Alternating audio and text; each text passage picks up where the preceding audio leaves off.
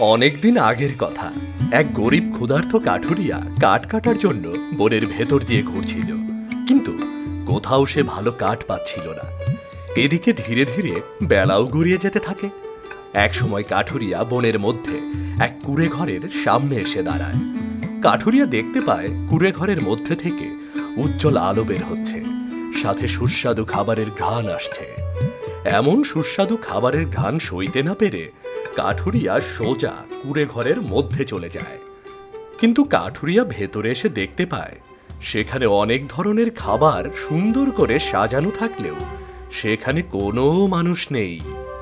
এ কি, এত খাবার, কিন্তু ঘরে তো কেউ নেই। না, অনেক খিদে পেয়েছে, আগে কিছু খেয়ে নেই।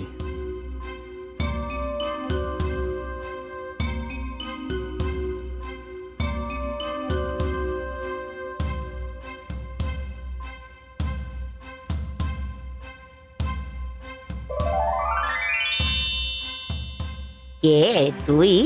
আমার অনুমতি ছাড়া এই ঘরে এসে খাবার খাচ্ছিস? বুড়িমা, আমি এক ক্ষুধার্ত কাঠুরিয়া। পেটের খিদে সইতে না পেরে খাবার দেখে খাওয়া শুরু করেছি আমি। আমাকে ক্ষমা করুন। অন্যের খাবার খেতে হলে অনুমতি নিতে হয়, তা তুই জানিস না? হ্যাঁ জানি, কিন্তু আমি কাউকে না পেয়ে খিদের জ্বালায় খাওয়া শুরু করেছি। আমাকে ক্ষমা করুন। ঠিক আছে, তোকে ক্ষমা করতে পারি, তবে তার জন্য তোকে একটা গল্প শোনাতে হবে, যে গল্প আমি আজ পর্যন্ত শুনিনি। তুই যদি এমন গল্প শোনাতে পারিস তাহলে আমি তোকে যেতে দেব, নয়তো এই জাদুর ঘরে তোকে সারা জীবন বন্দি হয়ে থাকতে হবে। গল্প শোনাতে হবে? ঠিক আছে, আমি আপনাকে গল্প শোনাবো। তাহলে এখনই শুরু কর। হ্যাঁ, শুরু করছি। অনেকদিন আগের কথা, রহিমপুর গ্রামে বাস করত মতিন দর্জি নামে এক নিম্নবিত্ত মানুষ। মতিন দর্জির আপন বলতে কেউ ছিল না। যা 2 পয়সা রোজগার করত তা দিয়ে কোনো মতো দর্জির সংসার চলত। দর্জি মাঝে মাঝে 2-1 পয়সা করে মাটির ব্যাংকে জমা করত নিজের পোশাক কেনার জন্য। গ্রামে সবাই দর্জিকে ভালো চোখে দেখত না। সবাই ভাবত দর্জি নিজের পয়সা অন্যকে খাওয়াবে না বলে আজ পর্যন্ত বিয়ে করেনি। একদিন দর্জি তার সামান্য খাবারের মধ্যে কিছুটা খাবার খেয়ে বাকি খাবারটুকু নিয়ে বাড়ি থেকে বেরিয়ে পড়ে।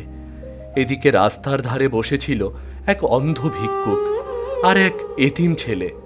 দর্জি তার সামান্য খাবার নিয়ে গিয়ে সেখানে দাঁড়ায়। কি কাকা, আজকে কি পেটে কিছু পড়েছে নাকি আজও দুজন না খেয়ে আছো? কে কে? ও বাবা মতিন। হ্যাঁ, আমি মতিন। তা আজকে কিছু খেয়েছো? কি আর খাবো, সবাই তো আর তোর মতো দয়ালু না বাবা, যে নিজের খাবার আমাকে দিয়ে যাবে। বুঝতে পেরেছি। এই ছোট, এনে দুজন ভাগ করে খেয়ে নে। মতিন ভাই, তুমি না থাকলে আমাদের যে কি হতো? কেউ তো ভিক্ষাই দিতে চায় না, অথচ তুমি রোজ আমাদের খাবার দিয়ে যাও, আমাদের খেয়াল রাখো। হয়েছে, আর বলতে হবে না। খেয়ে দিয়ে ফেরার পথে বাকিটা দিয়ে যাস, কেমন? এবার আমি চললাম।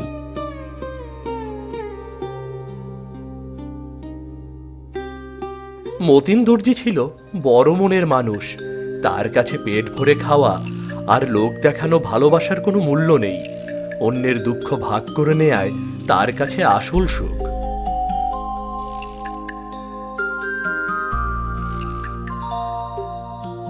কি গো মতিন মিয়া, কাজ কামের চাপ কেমন?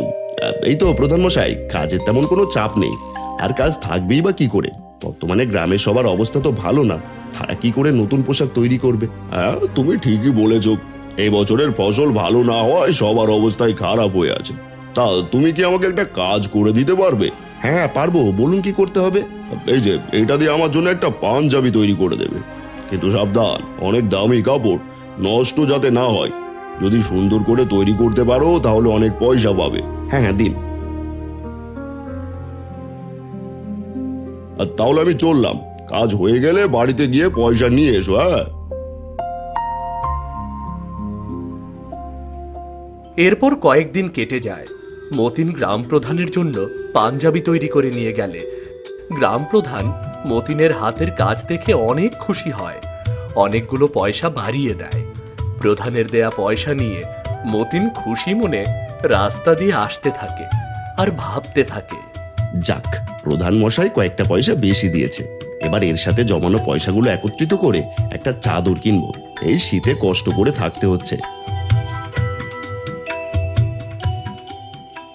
কিরে ছোট, আজ তোকে একা দেখছি, চাচা কোথায়? মতিন ভাই, চাচা অনেক অসুস্থ, বিছানা থেকে উঠতে পারছে না। বিছানা থেকে উঠতে পারছে না কেন? ওষুধ খায়নি? কি দিয়ে খাবে? চাচার যে রোগ হয়েছে, কবিরাজ বলেছে অনেক পয়সা লাগবে, কিন্তু অত পয়সা কোথায় পাবো? বুঝতে পেরেছি। তা তুই কিছু খেয়েছিস?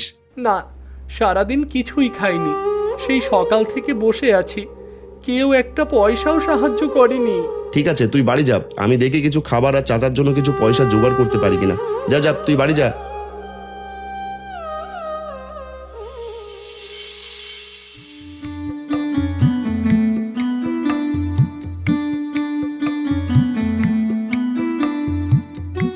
চাচা, এখন কেমন আছেন?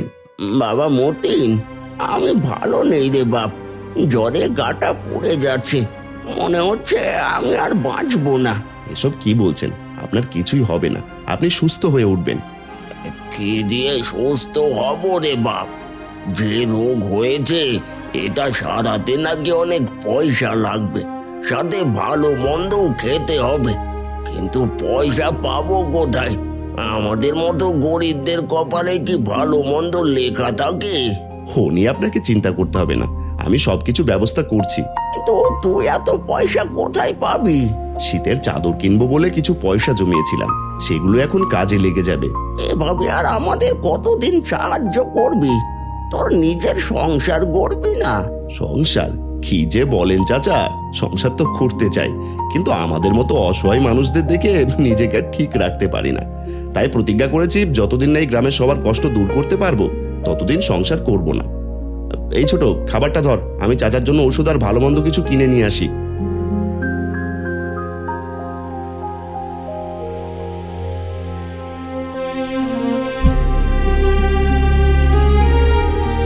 দর্জি নিজের কথা না ভেবে তার সমস্ত জমানো পয়সা অন্ধ ভিক্ষুকের সুস্থ হওয়ার কাজে ব্যয় করে। কয়দিন পর অন্ধ ভিক্ষুক সুস্থ হয়ে আবার ভিক্ষা করতে শুরু করে, কিন্তু দর্জি শীতে অনেক কষ্ট করে দিন পার করতে থাকে। এদিকে সেই রাজ্যের রাজার একমাত্র মেয়ের বিয়ে, তাই রাজা ঘোষণা করে তার মেয়ের বিয়ের জন্য একটা দামি কাপড় তৈরি করতে হবে। যে দামি কাপড় তৈরি করে দিতে পারবে রাজা তাকে অনেক পুরস্কার দেবে। রাজার কথা মতো পুরো রাজ্যে ঘোষণা দেওয়া শুরু হয়।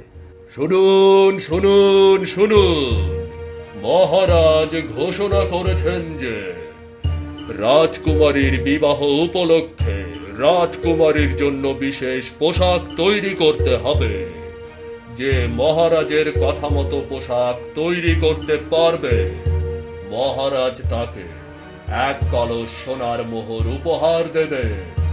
শুনুন শুনুন শুনুন। মহারাজ এমনটা ঘোষণা করেছেন, তাহলে তো একবার মহারাজের কাছে যেতেই হয়। মহারাজের এমন পুরস্কার পেলে আমার সব স্বপ্ন পূরণ হয়ে যাবে, গ্রামে আর কেউ অভাবী থাকবে না। যাই, মহারাজের কাছে যাই।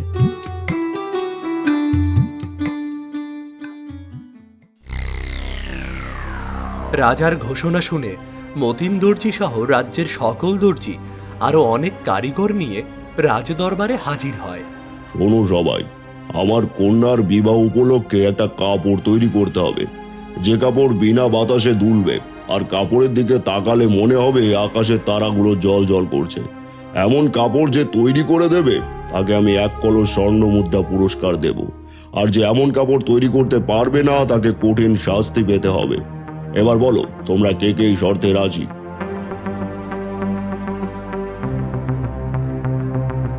কি হলো, বলো, তোমরা কে কে আমার শর্তে রাজি?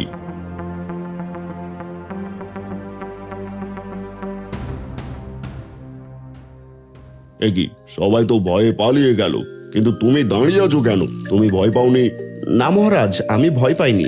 আপনি যেমনটা চেয়েছেন আমি তেমন কাপড় তৈরি করে দিতে পারবো। কিন্তু না পারলে কঠিন শাস্তি পেতে হবে। আর আমার শাস্তি কিন্তু মৃত্যুর চেয়েও যন্ত্রণাদায়ক। আমি আপনার শর্তে রাজি, আমাকে একবার সুযোগ দিন।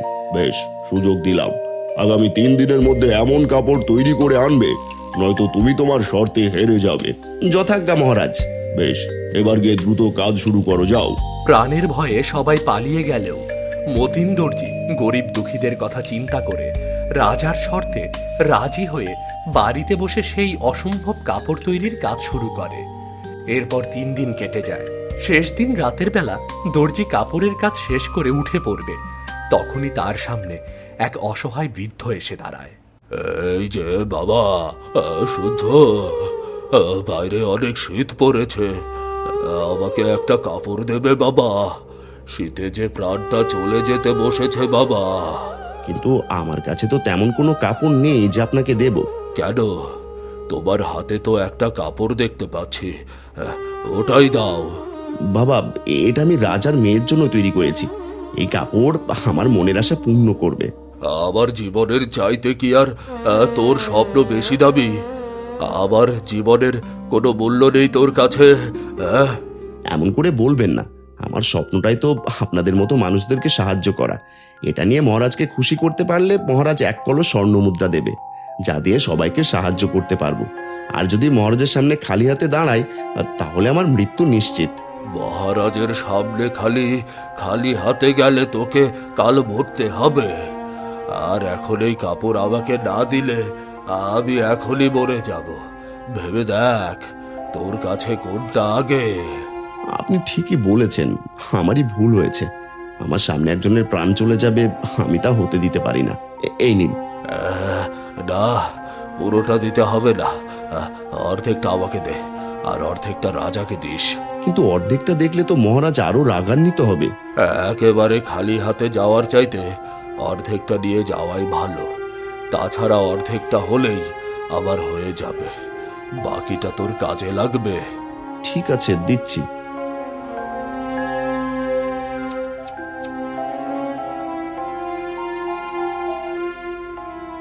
আল্লাহ তোর মঙ্গল করুক।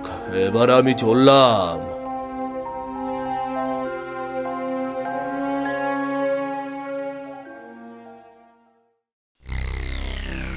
পরের দিন সকাল হলে দর্জি অর্ধেক কাপড় নিয়ে রাজদরবারে হাজির হয়। রাজা প্রথমে কাপড় দেখে অনেক খুশি হয়, কিন্তু কাপড়ের ভাঁজ খুলতেই রাজা রাগান্বিত হয়ে ওঠে। এখানে তো পুরো কাপড় নেই, এখানে তো শুধু অর্ধেকটা রয়েছে। বাকি অর্ধেক কোথায় গেল? মহারাজ, অপরাধ ক্ষমা করবেন। বাকি অর্ধেক এক বৃদ্ধ অসহায় পথিকের প্রাণ বাঁচাতে কেটে দিয়েছি। খামোশ! তোমার এত বড় স্পর্ধা! তুমি রাজকুমারীর কাপড় একজন সাধারণ ফকিরকে দিয়ে দিয়েছো? মহারাজ, আমার কাছে সবাই সমান। একজন প্রাণের মূল্য এই কাপড়ের চাইতে আমার কাছে অনেক বেশি। চুপ করো, আমার মুখের ওপর কথা। আমাকে উপদেশ দিচ্ছ? সেনারা, বন্দি করো, এই বেয়াদবকে বন্দি করো, আর এর মৃত্যুদণ্ড কার্যকর করার ব্যবস্থা করো। আমি সবার সামনে একে ফাঁসিতে ঝোলাবো। দাঁড়ান মহারাজ, আমাকে কিছু বলতে দিন। এই বৃদ্ধ, কে তুমি? তোমাকে কে রাজদরবারে প্রবেশ করতে দিল? মহারাজ, আমি অনেক বলে ভিতরে প্রবেশ করেছি, আর আমি সেই বৃদ্ধ যার কারণে আপনি এই নিরপরাধ মানুষকে শাস্তি দিচ্ছেন। তার মানে তুমি সেই বৃদ্ধ যার কারণে এই দর্জি রাজকুমারীর কাপড় কেটেছে? এবার তোমাকেও শাস্তি পেতে হবে। কেন মহারাজ, আপনার কাছে কি মানুষের জীবনের চাইতে সামান্য কাপড়ের মূল্য বেশি? হ্যাঁ, আমার কাছে এমন কাপড়ের মূল্য এই গরিব প্রজাদের জীবনের চাইতে অনেক বেশি। এই সামান্য কাপড় যদি আমাদের জীবনের চাইতে বেশি মূল্য হয়ে থাকে, তাহলে অনেক দামি কাপড় যা হিরে মানিক মুক্ত দিয়ে তৈরি, সেটা কি আপনার জীবনের চাইতেও বেশি দামি? এসব কি বলছো? তুমি একজন সাধারণ ভিখিরি হয়ে হিরে মানিক মুক্তর মূল্য কি করে বুঝবে? বুঝি মহারাজ, সব বুঝি। এবার বলুন, আমি যদি হীরা মানিক মুক্ত দিয়ে তৈরি করা একটা কাপড় আপনাকে দিতে পারি, তাহলে কি আপনি আপনার জীবনটা দিয়ে দেবেন? তোমার মতো ভিখিরি দেবে হীরের কাপড়? হ্যাঁ দেব। দিতে পারলে কি আপনি আপনার জীবনটা দিয়ে দেবেন? হ্যাঁ, তোমার মতো ভিখারি হয়ে যদি আমাকে হিড়ের কাপড় দিতে পারো তাহলে তুমি যা চাইবে তাই হবে। বেশ, এখনই দিচ্ছি।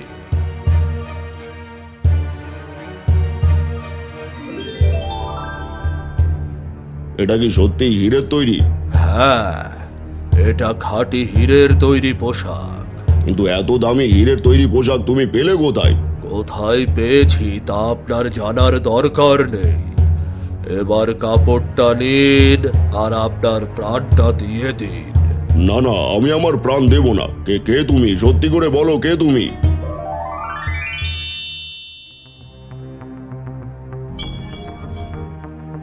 আমি একজন নগণ্য দরবেশ, আর আপনি যাকে সাধারণ ছেলে বলে শাস্তি দিয়েছেন সে কোনো সাধারণ ছেলে না। তার মধ্যে যে মনুষ্যত্ব রয়েছে তা আপনার মধ্যেও নেই। সে নিজের জীবনের মায়া না করে একজন ভিখারিকে বাঁচিয়েছে, আর আপনি? আমাকে ক্ষমা করুন দরবেশ বাবা, আমার ভুল হয়ে গেছে। আমার অহংকার আমাকে অন্ধ বানিয়ে রেখেছিল। আমি ওর প্রাপ্য পুরস্কার বুঝিয়ে দেব, আর ওই হবে আমার রাজ্যের রাজদর্জি। আমাকে ক্ষমা করুন। অবশেষে দর্জি তার প্রাপ্য পুরস্কার ফিরে পায়, আর সেই পুরস্কারের অর্থ দিয়ে সকল গরিবদের সাহায্য করে। এই গল্প একজন সৎ মানুষ আর একজন অহংকারী রাজার। মানুষ যদি সৎ থাকে তাহলে শত কষ্টের পরেও তার স্বপ্ন পূরণ হবেই হবে। এর আগে অনেক গল্প শুনেছি, কেউ শক্তির, কেউ ক্ষমতার, আবার কেউ জাদুর গল্প শুনিয়েছে। কিন্তু তুই আজ আমাকে নিষ্পাপ মানুষের গল্প শোনালি। দাঁড়া,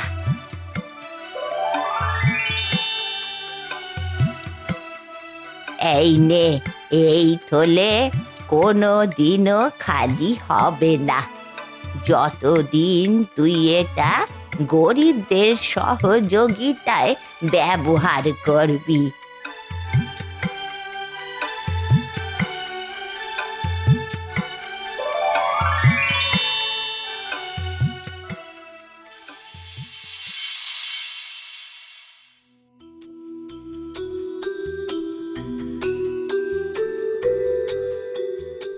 এ কি, এতক্ষণ কি তাহলে আমি স্বপ্ন দেখলাম? না না না না, তাহলে তো সব সত্যি ছিল। তার মানে আজ থেকে আমাকে গরিবের দায়িত্ব নিতে হবে। ঠিক আছে, আজ থেকে আমি গরিবদের সাহায্য করব, কোনো দিনও লোভ করব না।